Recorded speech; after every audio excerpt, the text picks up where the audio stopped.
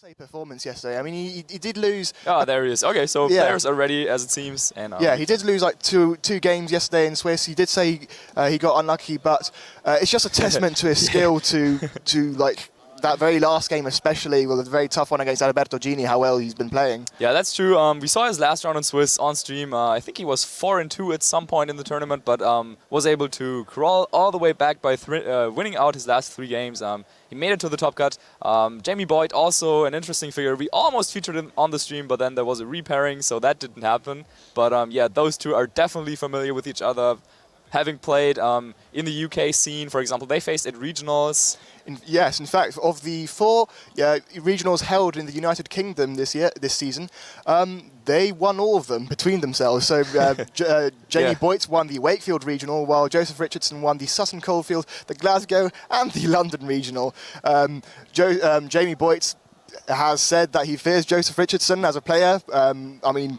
Yeah, who wouldn't? Yeah, who wouldn't? He is easily the strongest player, one of the strongest players in Europe this season, and I wouldn't be surprised to see him go very, very far. But Jamie Boyt is no slouch on his own, and having gotten used to watching Joseph play all this time, he's probably trying to learn some stuff. But as we see, Jamie Boyt is running a team of Ferrothorn, Gengar, Groudon, Kyogre, Salamence, and a Zapdos. Yeah, and Joseph Richardson's team, we featured that yesterday on stream. He also is, liking that dual Primal Core in Groudon and Kyogre, and his choices of other Pokemon include Salamence, Cresselia, Amoonguss, and Thundurus. So we do have a Groudon and Kyogre kind of mirror game, but yeah, I was just about to say Jamie Boyt has some tricks up his sleeve with that Zapdos and Ferrothorn.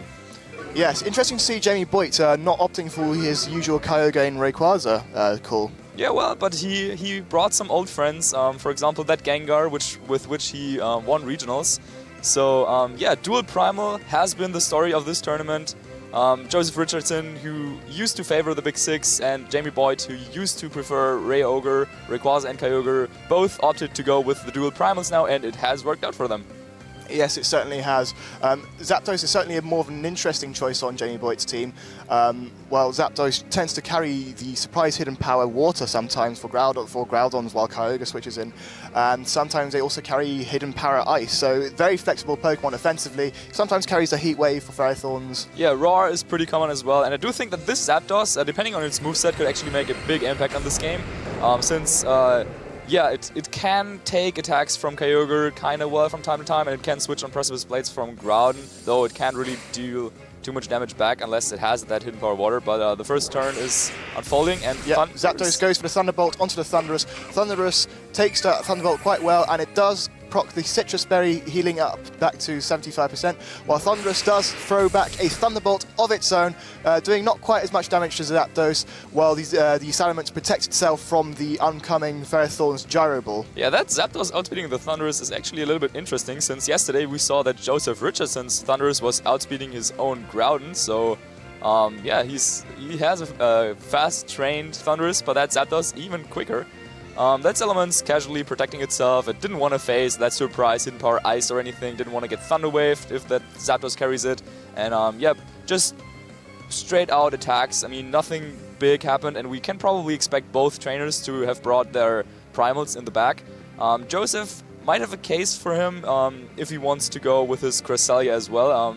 We saw that yesterday, how in the last game against Alberto Gini, how he was able to get the speed control up and disrupt his opponent, and then clean the game with his Primals. Yeah, and we see Jamie Boyt switching out his Zapdos in favor of his Primal Groudon. Something tells me that maybe this Zapdos may be an offensive kind, judging by how much damage that might have done to the Thundurus. But Groudon switches back out again. Maybe Jamie doesn't want to quite reveal as much information on Zapdos as he wants Joseph to know. The Desolate Land does activate, and Salamence does go for the Draco Meteor. That's a very big move. Would probably have knocked out Zapdos if it was still in that slot, but it's going to do a lot of damage to the Primal Groudon. Yeah, we might also see a Thunderbolt in that slot, and yep, there it is. So that is why Jamie sent out the Groudon here to survive that turn, really. But Salamence revealing the Draco Meteor. But, ooh, we do see the Life Orb for Ferrothorn. I like it a lot. Unfortunately, it did not do over half damage to the Salamence, so maybe that Intimidate is playing off very, very well for Joseph. Yeah, Life Orb for Ferrothorn is actually something that saw some usage in Japan. A Japanese player was able to get to the first spot on Battle Spot in online battles at the end of the season with a team that featured Life Orb Frothorn. So it's not totally unheard of, but usually seen more in a Trick Room kind of team. However, looking at Jamie's team, the only Pokemon that could learn Trick Room would be that Gengar, and I don't know, I would be surprised if he carried it, but then again, it's Jamie Boyt, you never know. Jamie Boyt doesn't tend to favour the Trick Room Pokemon. He usually tends to put Ferrothorn on his team to sort of counter the Trick Room teams as he seems to run into them as Draco Meteor avoids. Draco Meteor. Oh, and also the Thunderbolt into the ground, so no damage coming out from Joseph this turn at all. And a big Rock Slide going into both Pokemon. Salamence taking it and Thunderous taking it as well, but a Power Whip is maybe just not enough, but it's not enough to knock out the Salamence. Jamie Boyt, Joseph Richardson clinging on with that Salamence, the Intimidate paying off dividends on that Ferrothorn. Wow, Joseph just barely got away that turn. Now his Salamence is still on the battlefield. Now if that connected, Salamence would have gone down, and that could have been really bad for him. However, now we do see Salamence and Thunderous still on the field, although not in the best of shape, I would say, in terms of HP. Now, Joseph definitely going for a play there by Thunderbolting into the ground, thinking that there would probably be a switch coming out, but nope, Jamie is just staying in and launching that Rock Slide. Yeah, there's no reason for Jamie Boyt to not go for the move on the Ferrothorn right now, but the Salamence does go for the protecting itself against any sort of incoming attack, while the Groudon protects itself again. Obviously getting lucky earlier by avoiding the Draco Meteor. A Thunder Wave onto the Ferrothorn, going for that 25% chance to fully paralyze. Ferrothorn is going to be paralyzed, but it is going to go for the Power Whip, but Salamence protects itself, and no damage was done at this turn except for the Ferrothorn getting paralyzed.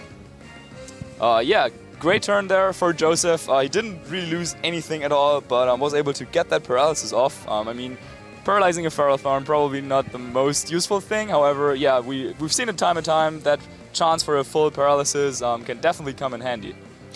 Yes, and Joseph Richardson very cleverly also protecting his own Salamence so that the next turn he can Draco Meteor that Groudon slot again, but I wouldn't put it past Jamie Boyt to switch it back out again. Yeah, sure. In those dual primal matchups, unlike in some other matchups, at least that's what players tend to say, you're actually able to like make some switches, and yep, there it is. You called it perfectly. Jamie Boyt switching out his Primal Groudon, not wanting to take yet another Draco Meteor, despite the Salamence being at a reduced stage of special attack. The Salamence does go for the Draco Meteor anyway, will possibly quite not knock out the Zapdos, and dropping the special attack even more. The Zapdos does take the Citrus Berry, confirming the fact that it is a more defensively trained one, while Thunderous goes for the Thunderbolt again. Very, very good prediction from Joseph End, actually, but not quite picking up the KO. Enjoyable is going to go. Which Pokemon is it going to target? It's going to target down to Salamence, and Salamence is going to go down finally. Yeah, Citrus Berry is definitely not what Joseph expected here going from his play. He saw that Zapdos outsped his Thunderous, so he probably just assumed that it was some kind of offensive item on that Zapdos. But with Citrus Berry, yeah, like Joseph really wanted to go for that play with the Draco Meteor and the Thunderbolt into the Groudon. The Draco Meteor to make sure to pick up the KO if Groudon stays in, and then the Thunderbolt to cover a potential Zapdos switch. But seeing how Zapdos was able to hang in there with that Citrus Berry, I think had Joseph known about that Citrus Berry, he probably would have gone for different plays there. Yeah, something tells me that maybe this Zapdos is a bulk speed variant, because we did see it outspeed the Thunderous, doing enough damage to pocket Citrus Berry, but also being defensive enough to take quite a few moves. But this Groudon switch in from Joseph's end is very, very good, because this Ferrothorn is threatened, and it can't exactly switch out for Kyogre because it's also threatened by the Thunderous. However, that Zapdos outspeeding the Thunderous, so if Joseph wanted to go for that Precipice Blades, calling out a potential Kyogre switch in, then Zapdos would be free to go for a Thunderbolt on Thunderous. So yeah, Mind Games definitely play a huge role this turn, but we will see that switch. We do see the switch back into the Groudon from the Ferrothorn's end. If Joseph Richardson did predict this and go for the Precipice Blades, but he doesn't, he just simply protects his Groudon, not risking anything. But the Zapdos goes for a Tailwind. That is a big, big move from Jamie, meaning that his Groudon will definitely be outspeeding Joseph's Groudon. But Joseph does finish off Jamie's Zapdos with a Thunderbolts coming from its Thunderous. But now Thunderous is in a position where it can Thunder Wave whatever comes in right next to that Groudon. Yeah, so Jamie sacrificed his Zapdos, however he was able to get up that Trick Room, that Tailwind, sorry. Had Joseph known about that, he could have gone for a taunt potentially, expecting that Zapdos to go for a Thunderbolt. Either way, it wouldn't have mattered since we saw that Zapdos outspeed the Thundurus. However, with that Prankster taunt, he could have at least got off that taunt, so I'm not entirely sure why he didn't go for that. Maybe he didn't consider Tailwind being an option. However, when seeing a Zapdos, you should probably always consider a Tailwind. But yeah, that brings Jamie in a pretty good spot now. He should have Kyogre in the back, and yep, there it is. So he has the Tailwind set up, and both his Primals are ready to deal a lot of damage. Joseph's Groudon just protected the last turn, so it'll be tough for him to come out of this one. Yes, it certainly will be. Kyogre, Joseph might want to switch out the Groudon because of the Kyogre being threatening, but what does Joseph have in the back that might want to take a Precipice Blaze and Origin Pulse, you know? Yeah, we're probably expecting his own Kyogre to be in the back. But if there's something like a Water Spout plus a Precipice Blades coming out, Kyogre can probably take that, but then after that, Jamie just goes for the same play again, and there's not too much Joseph can do about it. In the meantime, though, Joseph can go for the Thunder Wave on the Kyogre. Yes, that's probably what he has to go for now. Probably just stay in with his Groudon and hope that the Kyogre is paralyzed anyway. So then switching out wouldn't really improve his position, so maybe just going for the attack and hoping for that full paralysis could be what could bail out Joseph here in this one. Yeah, Thundurus is a great Pokemon. In the last format, I would be running Swagger for these instances, but we do see Jamie Boyt actually retracting his Kyogre, possibly predicting the Ferrothorn, the Thunder Wave. So switching in his Ferrothorn so that the Thunder Wave would have no effect because the Ferrothorn is already paralyzed. We see a double protect from the Joseph Richardson's Groudon, which does fail, and Jamie Boyt goes for the Rock Slide, cleverly enough, knocking out the Thundurus. That is a fantastic play by Jamie Boyt. But now Joseph Richardson does have a semi-free switch. Yeah, we suggested for Joseph to go for the Thunder Wave to get the odds in his favor. However, the likelihood of getting a double protect, a consecutive protect, is higher than that. So Joseph really trying to maximize his odds here and wanted to go for that Thunder Wave to get the speed advantage over the Kyogre despite Jamie's Tailwind. I'm not sure, maybe he probably needed to start dealing some damage there anyway. But yeah, Joseph definitely had some calculated out to this, and now since Jamie is switching his Ferrothorn, the Tailwind really doesn't help him, and Joseph should be able to get off some attacks this turn. That is very true. The Tailwind doesn't help Jamie, only helps Jamie Boyt's Groudon, but the Groudon isn't going to be knocking out either of these Pokemon unless we see some critical hits on Jamie Boyt's end. But in the meantime, Joseph Richardson is free to just go for the Origin Pulse or the Precipice Blades, but we do see Jamie Boyt do get the option to go for the Precipice Blades anyway.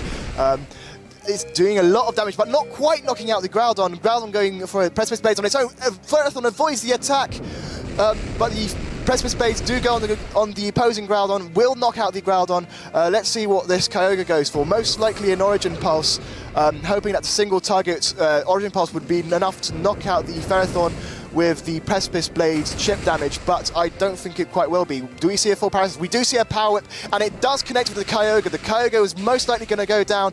At this point, I think Jamie Boyt can clean up with his own Groudon in the back. Yeah, the Precipice Blades on Ferrothorn was definitely the one target he wanted to hit there with his Groudon.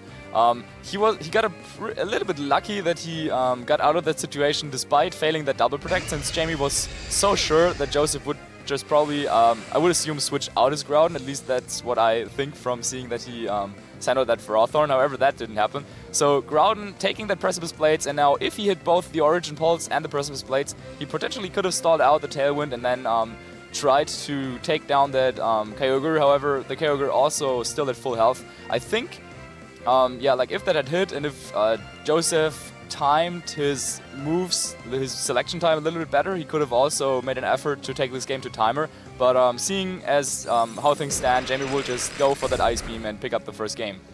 Yes, very well played by Jamie Boyt indeed. He did go for some very, very risky predictions, expecting the Thunder Wave from Joseph Richardson's end and switching into Ferrothorn on that slot. Yeah, very well played by Jamie Boyt. The Tailwind coming in very, very handy there. Yeah. I'm sure Joseph Richardson must be a little bit disappointed that his Precipice Blades did miss. I think if one of those moves were to miss, he would have rather it missed on the Groudon because the Groudon was on low health anyway. Yeah, Origin Pulse would have for sure picked up that target. Yeah.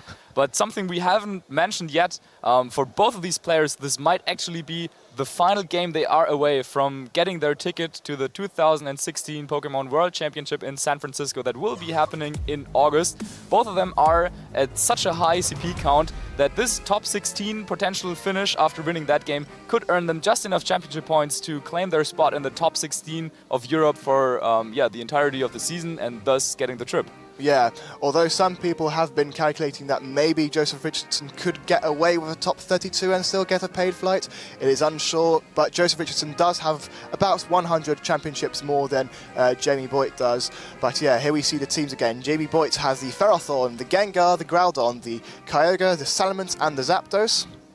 Yeah, and for Joseph, we saw his team on stream a couple of times now. Once again, he's also using that dual primal team that has been taking Liverpool by storm, so to say. So I think for Jamie, using his Zapdos and the Ferrothorn as his Pokemon to counter against his opponent's primals worked really well. Salamence and Thundurus were the picks for Joseph, and yeah, while he was able to deal a good amount of damage with that Draco Meteor, he had some turns where he just didn't do anything, where he like Thunderbolted into the Groudon, and his reads just didn't work out there.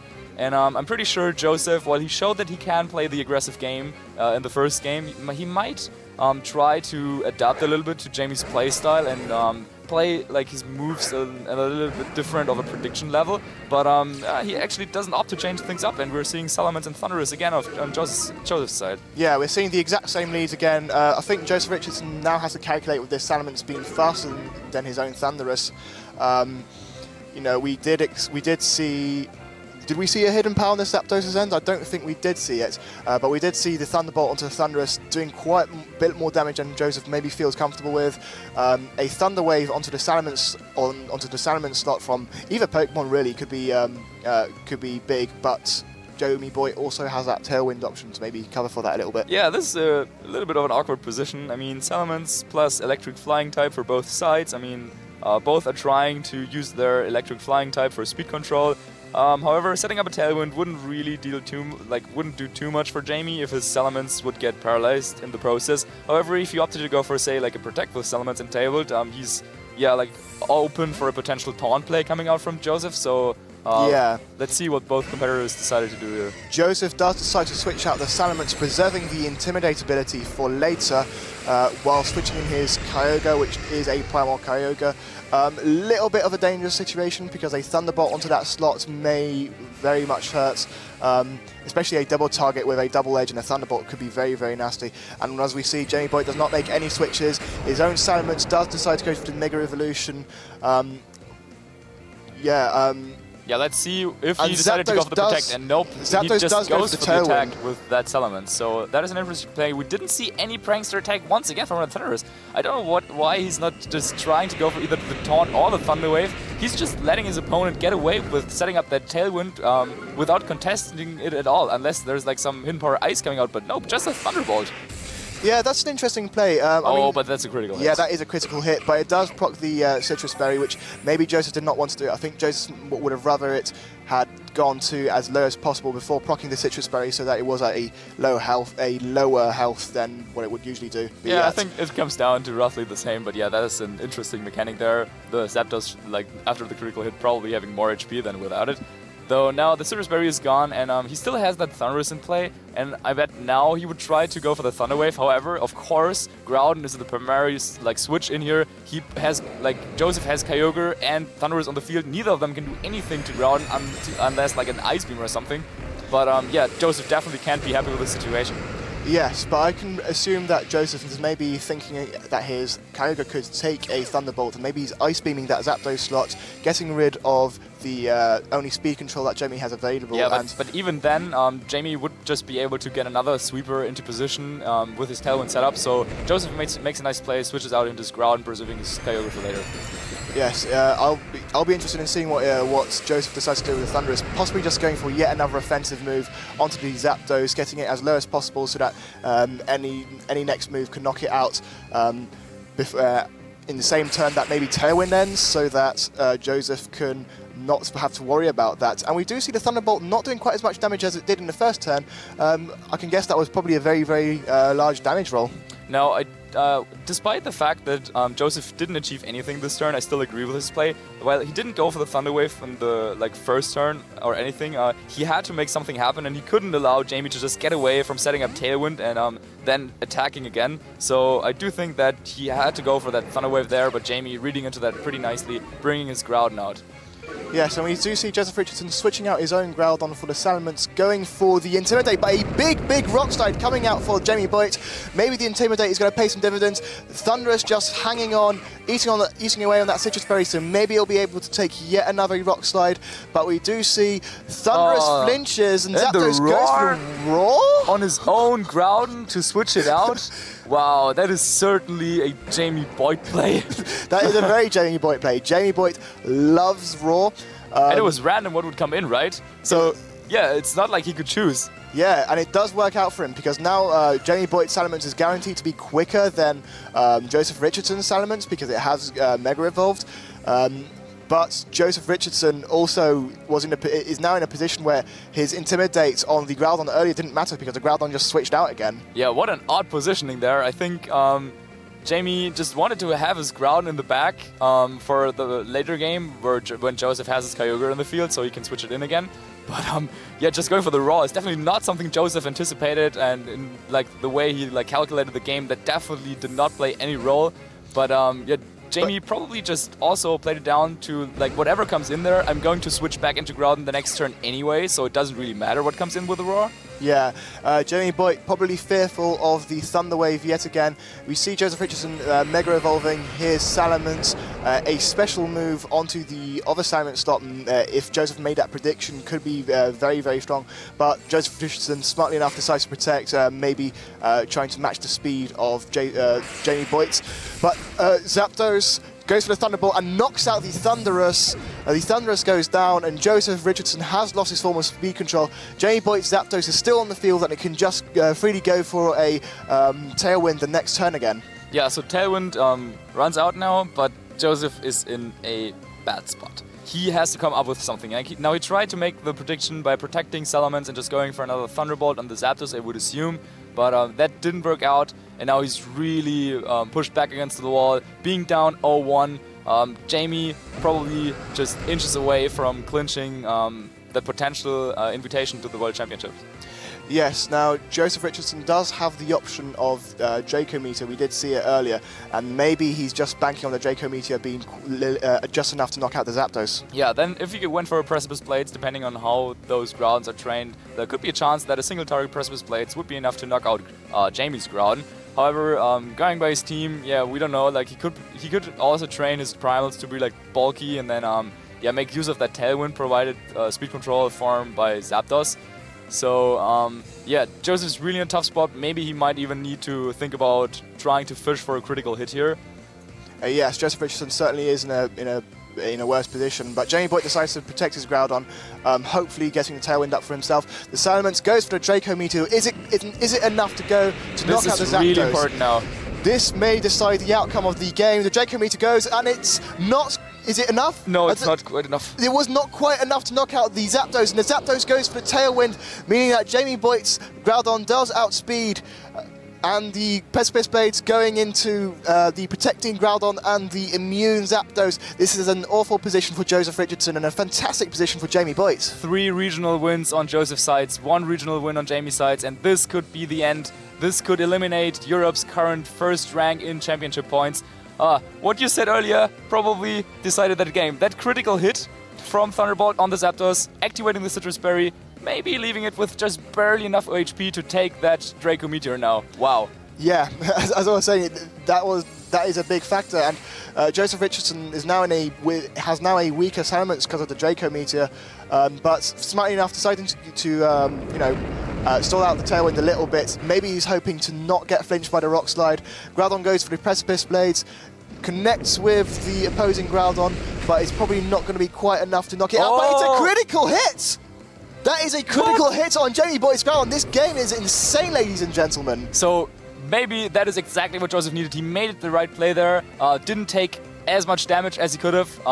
This game could have been over that turn if Jamie, decided to take out Joseph's Groudon, but that didn't happen. Precipice Blades, on the other hand, now critting Jamie Boyd's Groudon away. However, he still does have his Kyogre healthy, and he has the Tailwind up, so I would still give the advantage to Jamie. Yeah, and Jamie Boyt does switch into Kyogre. He does have the Tailwind and the Primordial Sea up. Not a great position for Joseph Richardson still. The Tailwind is up, the Rain is up. Both of Joseph's Pokemon ideally would want to switch out in this position. Yeah. But Joseph only has one more Pokemon in the back that we don't think we have seen. Actually, it is the Kyogre, which has been taking a little bit of damage earlier from the Jamie Boyt Salamence Draco Meteor. But that Zapdos clinging on from the Draco Meteor was huge. I think Jamie, if he makes the right play here, there's not too much for him to lose. I would expect Joseph's Groudon to switch out just because of the fact that he definitely needs the Sun Up if he wants to have any chance against his opponent's Kyogre. So something like either a Thunderbolt into that Groudon slot or maybe even a Roar on his own Kyogre could be what Jamie needs here to just capitalize on his Tailwind advantage. Yes, and Joseph does decide to switch out his Groudon, preserving the Desolate Land ability for later. Kyogre does switch in, will be taking the Water moves a bit better, but the failed double protect from the Salamence's end. The Thunderbolt goes into Salamence, not quite knocking it out, but a fully powered Water Spout from Joseph's end is going to be just enough to knock out the Salamence and do a hefty bit of damage on Joseph's own Kyogre.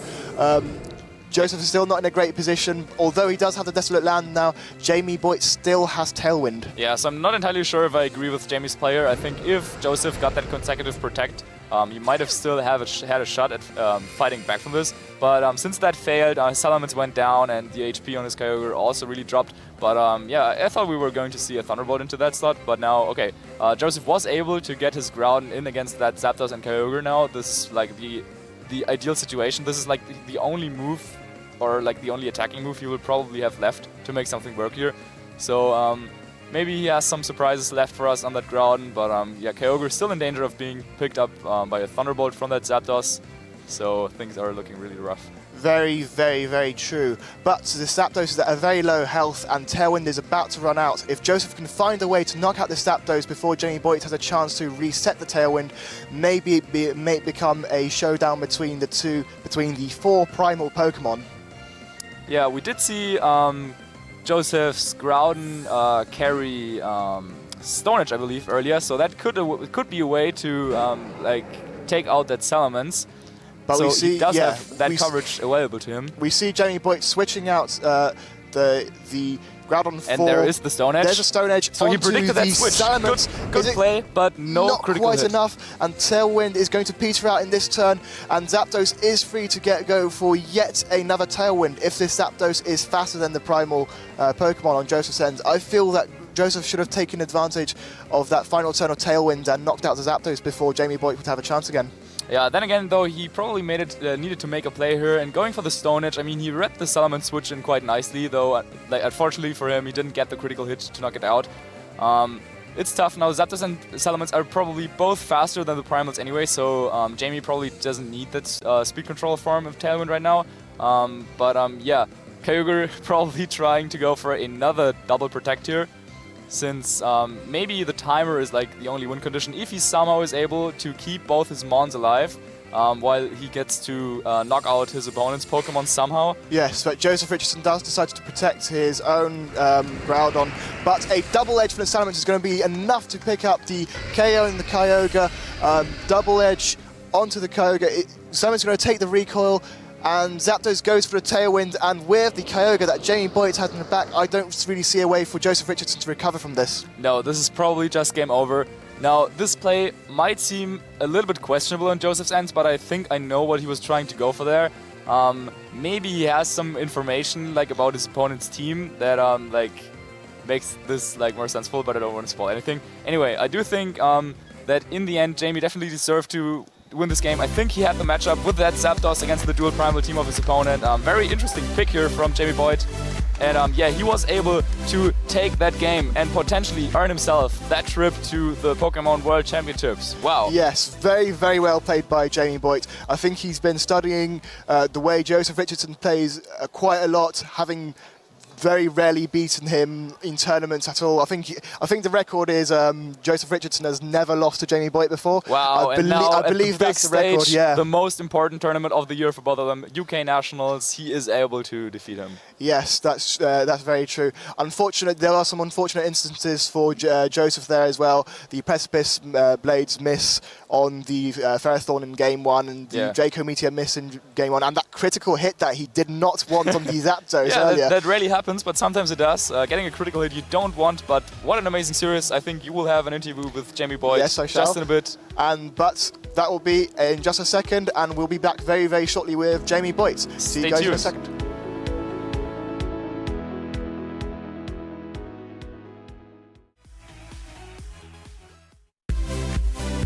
Welcome back again to the Pokémon VGC UK National Championships. I am joined here by the winner of that top 32 game, Jamie Boyt. You look very out of breath and nervous. That was so intense. That was the most crazy set I've ever had for many reasons. Many reasons. Yeah. I mean, some of the bad luck, I suppose, on Joseph's end. That critical hit on the Zapdos, which you really did not want. Like the crit on. Was there a crit on the Zapdos? I can't remember. I can remember surviving on 1 HP. Yes. That was awful. Yeah. That was awesome, yeah. Yeah, but it was because he critical hit your Zapdos earlier, meaning the Citrus Berry was yeah, propped. that was good.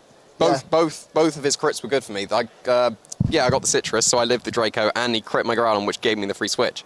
So both his crits were actually against him. So very intense game. You were saying something earlier to me about his Cresselia? Yeah, that was what I was most scared of, because it was the Icy Wind variant. I could deal with Trick Room, because I've got Raw on my Zapdos, as you've seen, very stylishly. Yeah. And, I even said to him before, I'm scared of your Cress. I don't know what I've got for your Cress. And he just didn't bring it. I don't know why. Maybe you thought you were trying to fake him out with a Shadow Ball. Possibly. Gengar. That may have been what he was thinking, but I have nothing... I don't even think I can two-hit the Cress if I don't have the weather, and it's easy to have you control of the weather if you've got your Cress out, so, yeah. Yeah, so what was the inspiration behind Raw on Zapdos? You know I love Raw. I've been using Raw all through 15. My Suicune with Raw was just amazing in 15. If I don't have Trick Room on a team, I probably have Raw. So, it's mainly for Xerneas more than Trick Room. Yeah. But, I'm really glad I pulled that Raw off. Because I called the Groudon switch, so I knew there was nothing else my Zapdos could do. Yeah. But it gave me a free switch. It Salamence switched in, didn't it? One of the things switched in. But then it reset the Intimidate and gave me a free switch back in something that could do more damage to both things that were out on the field. Yeah. So it worked out really nicely. Either way, there was a win-win situation for you. I was also wondering about, were you nervous about Zapdos going down for the fall so that you wouldn't be able to reset the Tailwind? Yes, but I did make a note of how much the Draco did the first match. So I did figure I would live, because I think I had 10 more HP than it did last time. Yeah. I think so I thought I would live. Not as close as that. Yeah, but you played that excellently, facing off against Joseph Richardson for essentially a paid trip. Yeah, whoever won got the paid trip, and whoever didn't. Yeah, it's an intense game, so you've made it, dude, and congratulations. Do you think you can go all the way today? I just wanted the top 16. I wasn't going to focus, I was saying if I got to top 16, I was just going to have fun in top 8. If I won top 8, then it got serious again. I just wanted, I wanted the top 16. But anyway, that concludes our interview with Jamie Boyt. Congratulations to Jamie Boyt, potentially winning a paid trip to the Pokémon VGC World Championships in San Francisco. We will be back very, very shortly with our top 16 game. Stay tuned.